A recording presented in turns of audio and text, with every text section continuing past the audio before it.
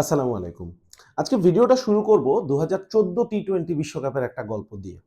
সেই টি-টোয়েন্টি বিশ্বকাপের কথা আপনারা অনেকেই জানেন। বাংলাদেশে হয়েছিল এবং সেখানে একটা পার্টিকুলার ম্যাচ সিলেটে হয়েছিল নেদারল্যান্ডস এবং আয়ারল্যান্ডের মধ্যে। সেই ম্যাচটাকে বলা হয়ে থাকে যে টি-টোয়েন্টি ক্রিকেট ইতিহাসের one of the greatest run chase আমরা দেখেছি। আপনারা নিশ্চয়ই বুঝে গেছেন কোন ম্যাচটার কথা বলছি। তারপরেও খুব ছোট্ট করে যদি বলি, আগে একটু ফরম্যাটের গল্প বলি। বড়, বড় ৮ টা টিম এমনিতেই ২ গ্রুপে ভাগ হয়ে সুপার 10 এ বসেছিল। প্রিলিমিনারি একটা রাউন্ড ছিল যেখানে গ্রুপ এ থেকে বাংলাদেশ গ্রুপ টপার হয়ে গ্রুপ 10 এ যায়। এবার বি গ্রুপ থেকেও একটা টিম যেতে হবে। মানে প্রিলিমিনারি রাউন্ডে এমন না যে ৪ দলের মধ্যে ২ টো যাবে, যেটা সাধারণত আমরা দেখি। ৪ দলের মধ্যে একটা টিমই যাবে সেকেন্ড রাউন্ডে। কারণ ৮ টা টিম, খেয়াল করেন সুপার 10 এ ৮ টা বড় টিম বসে আছে। তার মানে জায়গাই আছে ২ টো। তাহলে ২ গ্রুপ থেকে একটা বাকি ২ টো টিম যাবে। সো গ্রুপ বি তে নেদারল্যান্ডস, আয়ারল্যান্ড এবং জিম্বাবুয়ে তাদের মধ্যে একটা হাড্ডাহাড্ডি লড়াই। এই ম্যাচটা শুরুর আগে জিম্বাবুয়ে এবং আয়ারল্যান্ড ৪ পয়েন্ট নিয়ে বসে আছে, নেদারল্যান্ডসের মাত্র ২ পয়েন্ট। আয়ারল্যান্ড জিতলেই চলে যাবে এই ধরনের একটা ব্যাপার। আর জিম্বাবুয়েও তাকিয়েছিল যে এই ২ দলই আসলে বাদ পড়ে যেতে পারতো, তাহলে জিম্বাবুয়ে গো থ্রু করতো। লং স্টোরি শর্ট, আমি এজন্য খুব বেশি ডিটেইলে যাচ্ছি না।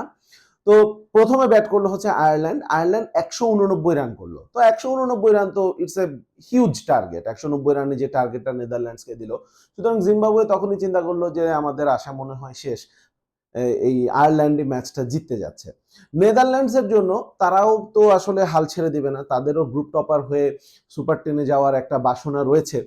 তো তাদের জন্য এই ১৯০ রানের যে টার্গেট, যেটা ২০ ওভারের জন্যই একটা বড় টার্গেট হতে পারে, তাদের জন্য এই রানটা করতে হতো ১৪ ওভার ২ বলে। অর্থাৎ ৬-১৪ হচ্ছে ৮৪ আর ২ ৮৬ বল থেকে ১৯০ রান তাদেরকে করতে হবে যদি তারা রান রেট, নেট রান রেটের হিসেব চুকিয়ে সুপার 10 এ যেতে চায়। সেই ম্যাচটা জিতেছিল নেদারল্যান্ডস। জিতেছিল ওইটা ইস্যু না। সেই ম্যাচটা জিতে নেদারল্যান্ডস সুপার 10 এ যায়। এই ১৮৯ রানের টার্গেট তারা পৌঁছে যায়। ১৯৩ রান করে তারা ১৩ ওভার ৫ বলে। অর্থাৎ যেই নেট রান রেটের হিসেব মেলানোর জন্য যেই ওভারটা তাদের দরকার ছিল, সেখান থেকেও ৩ বল তারা কম খেলেছে। এই প্রসঙ্গটা কেন তুললাম? কারণ আপনি যখন ওয়ার্ল্ড ইভেন্টে আসবেন, মাঝে মধ্যে এই ধরনের ইকুয়েশন, মাঝে মধ্যে না, প্রায়ই হয়তো আপনার সামনে এই ধরনের ইকুয়েশন আসবে, যে ইকুয়েশন মিলিয়ে আপনি কিন্তু অনেক বড় কিছু অ্যাচিভ করতে চাইবেন, অ্যাচিভ করতে পারবেন, সুযোগ আসে। এই নেদারল্যান্ডসের জন্য তখন আসলে সুপার 10 এ যাওয়াটা একটা বড় অ্যাচিভমেন্ট ছিল, কারণ তার গ্রুপে জিম্বাবুয়ে ছিল যাদেরকে তারা টপকে পরের রাউন্ডে যায়। এই ধরনের একটা বড় অ্যাচিভমেন্টের হাতছানি বাংলাদেশের সামনে ছিল ২০২৪ বিশ্বকাপে সেমিফাইনাল খেলার হাতছানি। এই গল্পটা কেন আসছে, এই প্রসঙ্গটা আসলে বারবার আনতে কষ্ট লাগে, কিন্তু এই প্রসঙ্গটা আমার মনে হয় বাংলাদেশের ক্রিকেট ইতিহাসে ততদিন পর্যন্ত আসবে যতদিন না পর্যন্ত বাংলাদেশ সিমিলার কিছু অ্যাচিভ করবে, যে বিশ্বকাপের সেমিফাইনাল খেলছে। আজকে এই প্রসঙ্গ কেন আবারও আনলাম? মাত্র গতকালকে এশিয়া কাপে আফগানিস্তানের সাথে দুর্দান্ত একটা ম্যাচ জিতেছে বাংলাদেশ, এবং এই দুর্দান্ত ম্যাচ জয়ের পর বাংলাদেশ এখনো এবারের এশিয়া কাপে টিকে আছে। কিন্তু প্রশ্নটা হচ্ছে, বাংলাদেশের এশিয়া কাপে টিকে থাকার জন্য অন্য কার দিকে তাকিয়ে থাকতে হবে? শ্রীলঙ্কা এবং আফগানিস্তানের যে ম্যাচটা হবে, সেখানে শ্রীলঙ্কা যদি আফগানিস্তানকে হারিয়ে দেয়, তাহলে বাংলাদেশ উঠে যাবে, বাংলাদেশ এবং শ্রীলঙ্কা নেক্সট রাউন্ডে যাচ্ছে। আফগানিস্তান যদি শ্রীলঙ্কাকে হারিয়ে দেয়, তাহলে আফগানিস্তান এবং শ্রীলঙ্কা নেক্সট রাউন্ডে যাওয়ার কথা, যদি না আফগানিস্তান শ্রীলঙ্কাকে ৬৫-৭০ এই ধরনের বড় বড় ব্যবধানে হারাতে পারে, বা অনেক বড় ব্যবধানে, সেগুলো আসলে ম্যাচের সময় বোঝা যাবে। মূলত আজকে আমি যেটা নিয়ে কথা বলতে যাচ্ছি, যে বড় টুর্নামেন্টে আপনি যদি বড় কিছু অ্যাচিভ করতে চান, আপনার মধ্যে একটা কিলার ইনস্টিংক্ট দরকার হয়, আপনার মধ্যে একটা খ্যাপাটে মানসিকতা দরকার হয়। সেই খ্যাপাটে মানসিকতাটা কেন যেন বাংলাদেশের মিসিং এত বছর ধরে। এবারের এশিয়া কাপেও সেটার কোনো ব্যতিক্রম ঘটেনি। আমি আজকে এই ভিডিওতে অন্তত ৪ টা হাইপোথেটিক্যাল আ সিচুয়েশনের কথা বলব, যে ৪ টা হাইপোথেটিক্যাল সিচুয়েশনের আ কোনো একটাও যদি বাংলাদেশ অ্যাচিভ করত, এই মুহূর্তে বাংলাদেশ যে অবস্থানে রয়েছে তার থেকে অনেক ভালো একটা অবস্থানে থাকতে পারত। প্রথমে এই মুহূর্তে আমরা গ্রুপ বি এর পয়েন্ট টেবিলটাতে যদি দেখি, বাংলাদেশ ২ নম্বরে রয়েছে। তবে বাংলাদেশের নেট রান রেটটা এখনো কিন্তু নেগেটিভ। শ্রীলঙ্কার নেট রান রেট 1.54 এবং আফগানিস্তানেরটা আরো হেলদি, ২ এর ওপরে। সুতরাং এখান থেকেই কিন্তু বোঝা যাচ্ছে যে আফগানিস্তান যদি শ্রীলঙ্কার সাথে হারে, বাংলাদেশের সুযোগ রয়েছে। আফগানিস্তান যদি শ্রীলঙ্কাকে অনেক বড় ব্যবধানে হারায়, তারপরেও বাংলাদেশের সুযোগ রয়েছে। কিন্তু অবস্থা এমন হতো না যদি বাংলাদেশ ৪ টা হাইপোথিসিসের কথা বলছিলাম, অন্তত যেকোনো একটা যদি মেলাতে পারত। প্রথমে গতকালকের ম্যাচ দিয়ে শুরু করি। প্রথম হাইপোথিসিস, বাংলাদেশ পাওয়ার প্লেতে 59 রান প্রথম 10 ওভারে 87 রান করার পরে শেষ 10 ওভারে মাত্র 67 রান করলো, যেখানে মনে হচ্ছিল যে বাংলাদেশ 170 180 পর্যন্ত যেতে পারবে। আচ্ছা 180 বাদ দিলাম, বাংলাদেশ শেষ পর্যন্ত কত গেল? 154, তো বেশি না, 165 রানও যদি করতো, মাত্র 10-11টা রানও যদি বেশি বাড়তো, আর বাকি সবকিছু ঠিক আছে, আফগানিস্তান যা রান করেছে সেটা হয়েছে, শ্রীলঙ্কা হংকং ম্যাচে যা যা হয়েছে, বাকি সবকিছু গ্রুপে এখন পর্যন্ত যা যা আছে সবকিছু একদম সেম একই রকম থাকবে। শুধুমাত্র বাংলাদেশ যদি 154 জায়গায় 165 রান করতো, তাহলে বাংলাদেশের নেট রান রেটটা হতো -0.079 আর আফগানিস্তানের হতো 1.875। আপনি বুঝতে পারছেন যে ডিফারেন্সটা কিন্তু কমে আসতো। সবচেয়ে বড় কথা, আফগানিস্তান এবং শ্রীলঙ্কার মধ্যে ডিফারেন্সটা কিন্তু কমে আসতো। 1.5 হচ্ছে শ্রীলঙ্কার, 1.8 হতো আফগানিস্তানের। সিমিলারলি আমরা কালকের ম্যাচেই যদি সেকেন্ড হাইপোথিসিসটা চিন্তা করি, আবারও বলি সবকিছু সমান আছে, বাংলাদেশ 154 রানই করেছে। লাস্ট ওভারে এই আফগান টেইলেন্ডারদের কাছে তাসকিন আহমেদ দুটো ছক্কা খেয়েছেন। এই দুটো ছক্কা যদি না হতো, আফগানিস্তানের রান মানে 12 রান কমিয়ে দিলাম, তাহলে 146 করেছে তো 134 হতো। আফগানিস্তান যদি 134 রানে অল আউট হয়ে যেত, তাহলে বাংলাদেশের রান রেটটা হতো -0.05 আর আফগানিস্তানের রান রেটটা হতো 1.85। আবারও কিন্তু সিমিলার, আফগানিস্তান 1.85 হতো, শ্রীলঙ্কা 1.5 এ বসে আছে, বাংলাদেশও খুব বেশি পিছিয়ে নেই। এবার আসি তৃতীয় হাইপোথিসিসের কথা। কালকের ম্যাচে যা হয়েছে তাই ধরলাম, বাংলাদেশ 154 করেছে, তাসকিনও ছক্কা টক্কা খেয়ে বাংলাদেশ মাত্র 8 রানে জিতেছে। এর আগে শ্রীলঙ্কা ম্যাচটা বাংলাদেশ কত বাজেভাবে হারলো, তাই না?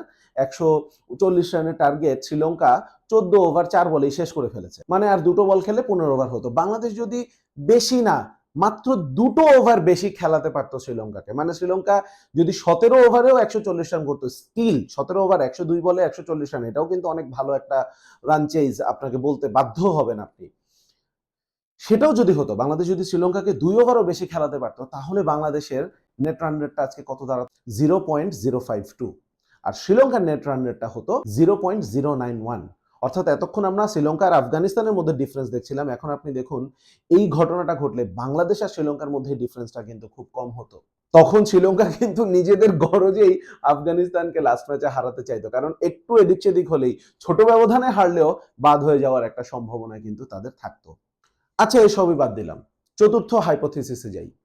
মানে শ্রীলঙ্কার কাছে এই 14 ওভার 4 বলেই হেরেছি, আফগানিস্তানের সাথেও এই 8 রানেই বাংলাদেশ জিতেছি, হংকং এর সাথে ম্যাচটা বাংলাদেশ অনেক ভালো খেলেছে, 7 উইকেটে ম্যাচ জিতেছে, বলও 15টা বাকি ছিল, কিন্তু যখন 144 রানের টার্গেটে আপনার হাতে এরকম 7-8টা উইকেট হাতে রয়েছে এবং আপনি ম্যাচ জিতে যাচ্ছেন, আপনি জানেন বাংলাদেশের দুই ব্যাটার তাহিদ হৃদয় এবং লিটন কুমার দাস দুজনই সেট ছিলেন, তারা যদি একটু এক্সিলারেট করে, বেশি না দুটো ওভার, 17 ওভার 4 বলে বাংলাদেশ ম্যাচ জিতেছে, তো বাংলাদেশ যদি 15 ওভারে ম্যাচটা জিততে পারতো, তাহলেও কিন্তু বাংলাদেশের নেট রান রেটটা পজিটিভে থাকতো এবং পজিটিভ 0.98। বাংলাদেশের সামনে এখন সমীকরণটা খুব সিম্পল, যে ভাই আফগানিস্তান শ্রীলঙ্কাকে কত বড় ব্যবধানে হারাবে সেটা আসলে অনেক একটা, আমরা একটা কথা বলি না যে অনেক দূর সম্পর্কের রিলেটিভস রে আমরা বলি না যে লতায় পাতায় রিলেটিভ, এই ধরনের একটা লতায় পাতায় ইকুয়েশন হবে যে আফগানিস্তান ম্যাচ জিতেছে কিন্তু বাংলাদেশও উঠে গেছে, সেটা হচ্ছে লতায় পাতায় আসা একটা ইকুয়েশন, সোজা ইকুয়েশন, এবং একমাত্র ইকুয়েশন হচ্ছে শুধুমাত্র শ্রীলঙ্কা যদি ম্যাচটা জিতে। শ্রীলঙ্কা ম্যাচটা এখন যদি হেরেও যায় তবু তারা পরের রাউন্ডে যেতে চাইবে, সুতরাং বাংলাদেশের ভাগ্যটা কিন্তু এখন একেবারে সুতোয় ঝুলছে। আবারও সেই 2014 প্রসঙ্গে যদি চলে আসে, নেদারল্যান্ড সেদিন একটুখানি ইন্টেন্ট দেখিয়ে যে অসম্ভবটাকে সম্ভব করেছিল, সেই সেই ধরনের একটা ইন্টেন্ট দেখিয়ে বাংলাদেশ 2024-এর টি-20 ওয়ার্ল্ড কাপের সেমিফাইনাল খেলতে পারত। এখন ভাই 2000 সালে বাংলাদেশ টেস্ট স্ট্যাটাস পেয়েছে, 25 বছর হয়ে গেল, 25 বছরেও এখন যদি আমরা বড় ইভেন্টে, এর মধ্যে কিন্তু বড় ইভেন্টে আমরা সেমিফাইনাল খেলেছি, ওয়ার্ল্ড কাপের, চ্যাম্পিয়ন্স ট্রফির, দুঃখিত, ওয়ার্ল্ড কাপের কোয়ার্টার ফাইনাল খেলেছি এবং চ্যাম্পিয়ন্স ট্রফির সেমিফাইনাল খেলেছি, তো বাংলাদেশ কিন্তু যাচ্ছে ওই জায়গায়। এবং আপনি যদি দেখেন, আমি আসলে অন্য টিমের কথা কেন বলবো, চ্যাম্পিয়ন্স ট্রফির সেমিফাইনালের কথা বলেন, চ্যাম্পিয়ন্স ট্রফির সেমিফাইনালে বাংলাদেশ বৃষ্টির জন্য একটা পয়েন্ট পেয়ে পরের রাউন্ডে গিয়েছে, সেটা কিন্তু এনাফ না। আপনি খেয়াল করেন সেই দিন অস্ট্রেলিয়ার সাথে ম্যাচটাতে বাংলাদেশ যদি 20 ওভার পর্যন্ত যদি অস্ট্রেলিয়া খেলতে পারতো, তাহলে কিন্তু বাংলাদেশ পয়েন্টটা পেত না, অস্ট্রেলিয়া ডিএল মেথডে জিতে যেত। কিন্তু পেসাররা সমানে মার খেয়ে যাচ্ছে, মাশরাফি তবুও পেসারদেরকে দিয়ে কন্টিনিউ করাচ্ছেন, স্পিনার আনেননি। কেন? কারণ পেসাররা মার খাচ্ছেন, পেসারদের লম্বা রান আপ, আউটফিল্ড থেকে বল আসবে, সময় নষ্ট করছিলেন তিনি। সময় নষ্ট করছিলেন যেন বৃষ্টি নেমে যায়, ২০ ওভার পর্যন্ত খেলাটা যেন না যায়। এটাকেই বলে হচ্ছে ইনস্টিংক্ট। হয়তোবা কিলার ইনস্টিংক্ট না বলে এখানে আমরা সার্ভাইভাল ইনস্টিংক্ট বলতে পারি। বা ২০২৪ বিশ্বকাপের সেমিফাইনালে উঠতে পারার সম্ভাবনার যে ম্যাচের কথা বলছি, সেখানেও খেয়াল করেন আফগানিস্তানের গুলবাদিন নাইট বৃষ্টি আসছে এটা চিন্তা করেই কিন্তু কোনো কিছু ছাড়াই হ্যামস্ট্রিং ধরে মাটিতে গড়াগড়ি করছেন, লুটোপুটি খাচ্ছেন। ফাইনালে ঋষভ পান্ত কোনো রকম ইঞ্জুরি ছাড়াই কিন্তু একটু ইঞ্জুরির ভাব করে, ইঞ্জুরির ভং ধরে সময় নষ্ট করছেন এবং হেনরিক ক্লাসেনের উইকেটটা তুলে নিয়েছেন তার রিদমটা নষ্ট করে দিয়ে। এগুলা হচ্ছে যে ছোট ছোট সার্ভাইভাল ইনস্টিংক্ট, কিলার ইনস্টিংক্ট, আপনি যাই বলেন না কেন। এখন এই সময় বাংলাদেশ এসে আমরা ৩ ম্যাচের মধ্যে ২ ম্যাচ জিতেছি, কিন্তু তবু আনফরচুনেটলি কোয়ালিফাই করতে পারিনি। এটা ভক্তরা কেন মানবে? এত বছর ধরে আপনারা টেস্ট খেলছেন, হাইয়েস্ট লেভেলে খেলছেন। এই সময় ভক্তরা তো এটাতে সন্তুষ্ট হবে না। আপনারা কেন সন্তুষ্ট হচ্ছেন? টিম ম্যানেজমেন্ট যদি বলে যে আমরা ২ টো ম্যাচ জিতেছি, আমাদের ভাগ্যটা খারাপ না? এই মেন্টালিটি দিয়ে আপনারা পরের আসরেও এভাবে ফেল করবেন। ওই কিলার ইনস্টিংক্টটা আপনার দরকার। যতদিন না বাংলাদেশ এটা ডেভেলপ করতে পারছে, ততদিন আসলে বাংলাদেশ কখনোই বড় দল হয়ে উঠতে পারবে না এবং কখনোই বড় দলগুলোকে চোখে চোখ রাঙিয়ে কথা বলতে পারবে না এবং এক্সপার্টরা এ ধরনের কথাই বলবে যে বাংলাদেশকে তো আমরা গোনাই ধরছি না যখন বড় আসর আসছে। ভিডিওটা যদি ভালো লাগে বন্ধুদের সাথে শেয়ার করুন, চ্যানেলটা সাবস্ক্রাইব করুন, ভিডিওটাতে একটা লাইক দিন এবং অবশ্যই আপনার মতামত কমেন্ট বক্সে জানাতে ভুলবেন না।